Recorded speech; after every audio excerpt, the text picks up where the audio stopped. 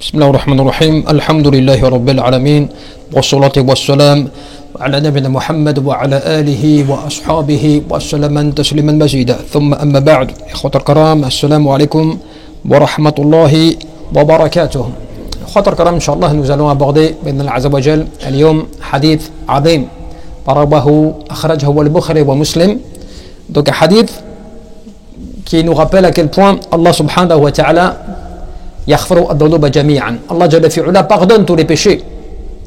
Tant que bien sûr la personne fait l'effort. Tant que la personne veut aussi se faire pardonner.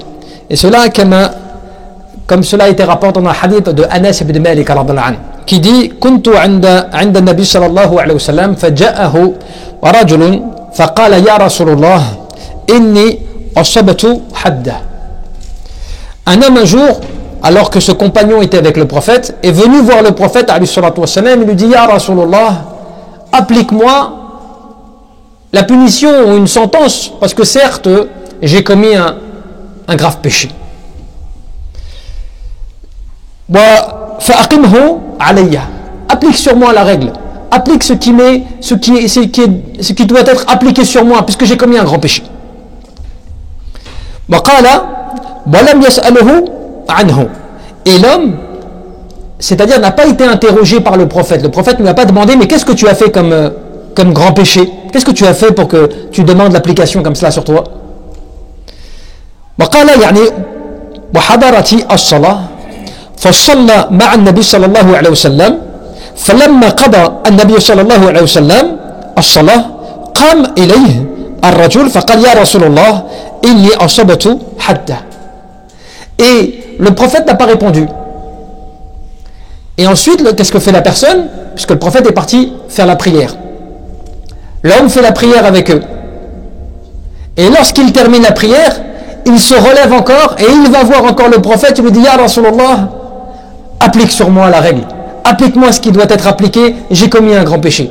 Donc il réitère encore sa demande auprès du prophète sallallahu alayhi wa sallam. Et فأقم في كتاب الله عز وجل فأقم فيا كتاب الله عز وجل et applique sur moi ce qui doit être appliqué du livre d'Allah subhanahu wa ta'ala. Et le prophète sallallahu alayhi wa sallam lui dit quoi? Il lui dit alaysa qad salayta ma'ana, est-ce que tu n'as pas certes prié avec nous? Donc le prophète ne lui a pas posé la question qu'est-ce que tu as fait comme grand péché, explique-moi ce que tu as fait, comme ça je veux savoir ce que je devrais faire avec toi, et ainsi de suite.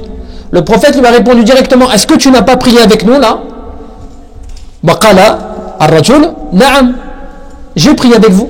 Et le prophète lui dit fa inna Allah qad ghafara lak dhanbak ou qala haddaka. Et le prophète lui dit certes Allah t'a pardonné ton péché, ou bien ce que tu devais subir t'a été expié. Donc déjà on comprend du hadith quelque chose d'étonnant. Le fait que lorsqu'une personne commet un péché, lorsqu'elle sait qu'elle a commis quelque chose de grave, il ne faut pas qu'elle aille demander à ce que, de quelle manière finalement, qu'est-ce qui devrait lui arriver maintenant, elle a commis un grand péché, qu'elle devrait le dévoiler ainsi, donc dire ce qu'elle a fait finalement. Puisqu'on a une preuve qu'un homme qui annonce au prophète, que lui dit qu'il a commis un grand péché, et que le prophète lui demande même pas ce qu'il a fait, et quand il a fait une prière, eh bien le prophète lui annonce que son péché lui a été pardonné. Ce péché-là que tu as commis, il t'est pardonné. Ou bien ce que toi tu demandes à être appliqué a été levé sur toi.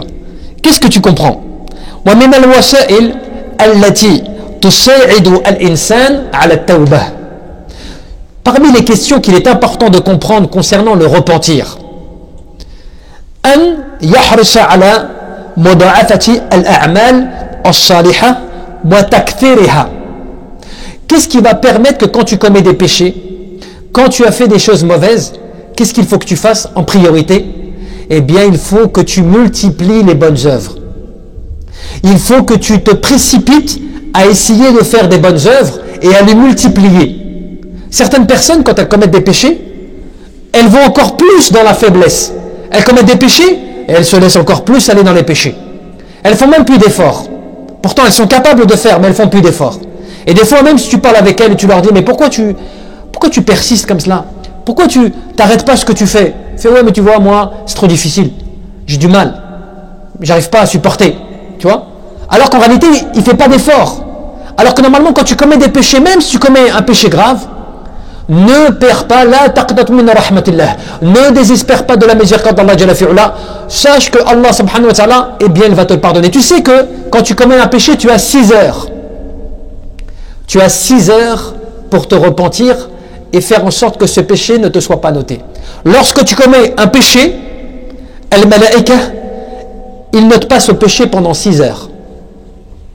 Si après ces 6 heures-là, tu ne t'es pas repenti, tu n'es pas revenu sur ton péché, eh bien, les anges, ils notent ton péché. Mais si pendant les 6 heures, tu t'es repenti, c'est dans un hadith sahih, si dans les 6 heures, tu t'es repenti de ce péché-là, eh bien, subhanallah, ce péché ne t'est pas noté. Allah Jalla fi'ula, il te laisse autant de temps pour te repentir.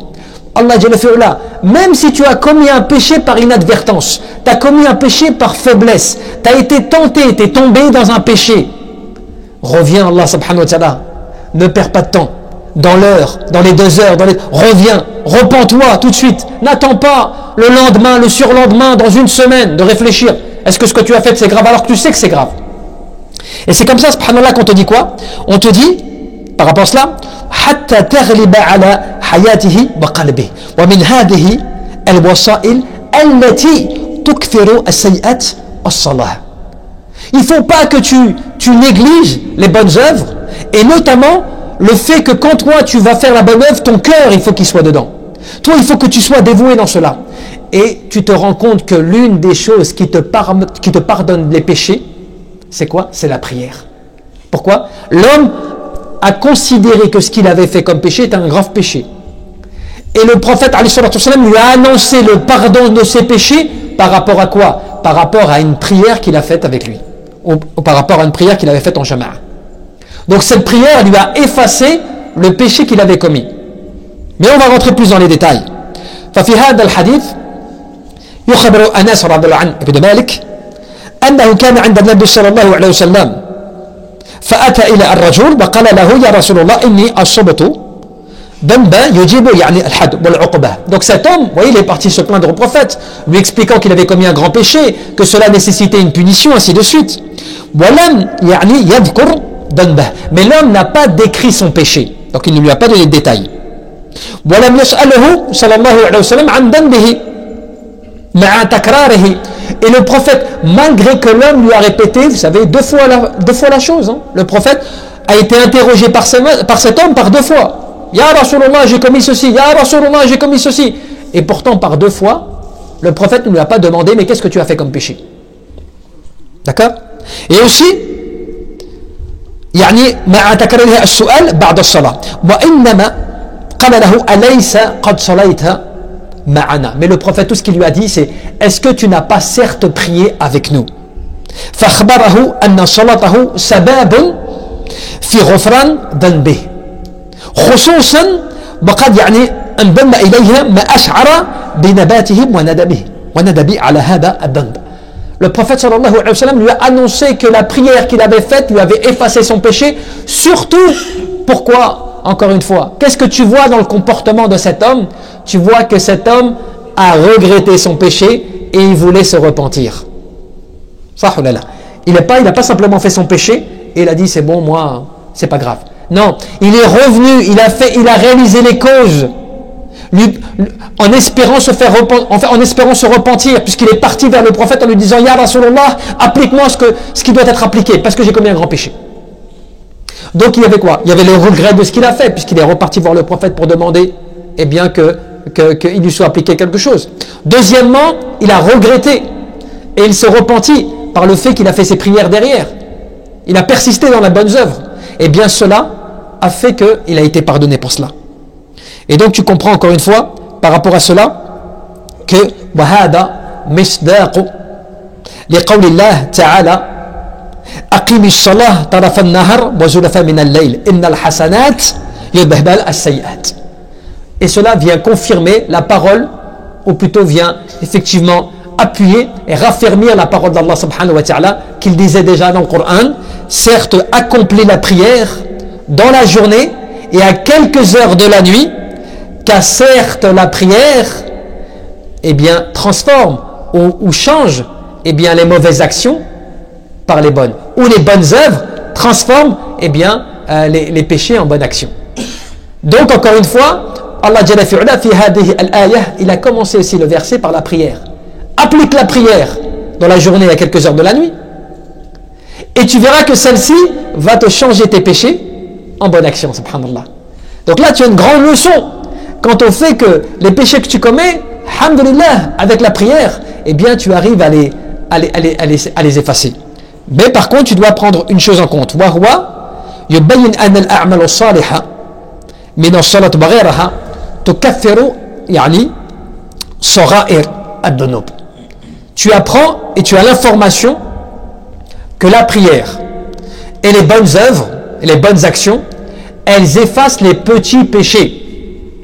Elles effacent as-sagha'ir min ad-dunub, les petits péchés. Parce que amma al-kaba'ir fa innaha tahtaju ila tawbati tamma bi shurutiha. Les grands péchés ne peuvent être pardonnés que par le fait d'un repentir sincère et en respectant les conditions. Tu vois la différence?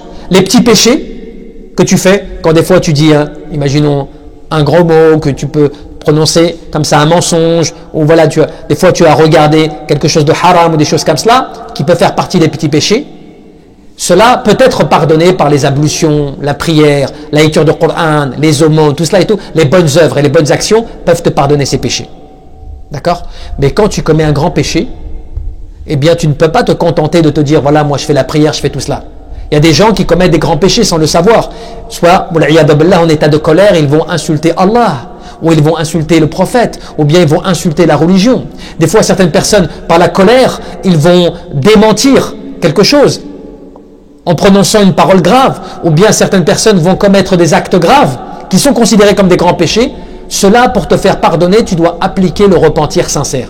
Cela veut dire que tu dois respecter les conditions quant au fait de regretter ton péché, de ne plus vouloir en fait refaire ce péché-là. Bien sûr, d'appliquer de faire des bonnes œuvres, d'appliquer en fait le fait de ne plus revenir en fait à ce péché, la fermeté à ne plus vouloir en fait revenir à ce péché, de les délaisser complètement. Et bien sûr, le fait que tu te repentes avant que tu sois pris par la mort, ou avant, comme le disait dans un hadith, que le soleil ne se lève du coucher, du côté de son coucher. Qui fait qu'après cela, parmi les signes de la fin des temps, le repentir n'est plus accepté. Tu vois? Donc c'est pour cela que même la faïda par rapport à ce hadith, parce qu'il a parlé de hadd, qui est vraiment une sentence difficile. Mais en réalité, les ulama te disent quoi? Ils te disent inna dhikra al-hadd huna ibaratun an al-dhanb la ala haqiqati ma fihi hadd min al-kaba'ir. L'homme a mentionné, tu vois, le fait de l'hadd, qu'en fait qu'une sentence grave en islam. Mais il a mentionné cela pour dire que quelque part c'est comme s'il disait, certes j'ai dépassé des limites. Oh envoyé d'Allah, applique-moi la sentence, j'ai dépassé des limites. Mais le prophète n'a pas demandé les limites qu'il avait dépassées. Il ne lui a pas dit qu'est-ce que tu as fait comme péché, qui aurait fait que si l'homme avait détaillé les péchés qu'il avait fait, ou si même il avait détaillé le grand péché qu'il avait fait, il se peut que le prophète n'ait plus le choix. Il n'ait plus le choix d'appliquer la règle. Tu vois la différence? Donc la miséricorde du prophète et l'espérance que le prophète ait du fait que Allah Jalla fi'ala pardonne tous les péchés, il n'a pas demandé quelle limite tu as dépassé. Qu'est-ce que tu as fait comme grand péché qui fasse que, on devrait t'appliquer, tu vois, la sentence. Donc, alhamdulillah, par rapport à ce hadith, ففي هذا الحديث بيان مدى رحمة الله عز وجل بعباده وأنه يقبل التائبين. Ce hadith, pour te rappeler de cela, la règle finale, c'est quoi? C'est que tu te rappelles à travers ce hadith, tu te rends compte de la grande miséricorde d'Allah subhanahu wa ta'ala et du fait que Allah subhanahu wa ta'ala pardonne à toute personne qui revient à lui repentant. C'est cela le message. Allah pardonne à toute personne qui revient à lui repentant. Tant qu'il revient à Allah sincèrement et qu'il veuille se repentir, Allah lui pardonnera. Tu vois, نسأل الله تبارك وتعالى أن يرزقنا الإخلاص في القول والعمل والنية. اللهم ربنا فاغفر لنا ذنوبنا أجمعين، اللهم اغفر لنا وارحمنا واهدنا على الصراط المستقيم، صراط الذين أنعمت عليهم من النبيين والصديقين والشهداء والصالحين. لا إله إلا أنت سبحانك إن كنا من الظالمين. وصلى الله وسلم وبارك على عبدك ورسولك محمد. بارك الله فيكم، غفر الله لي ولكم، والسلام عليكم ورحمة الله.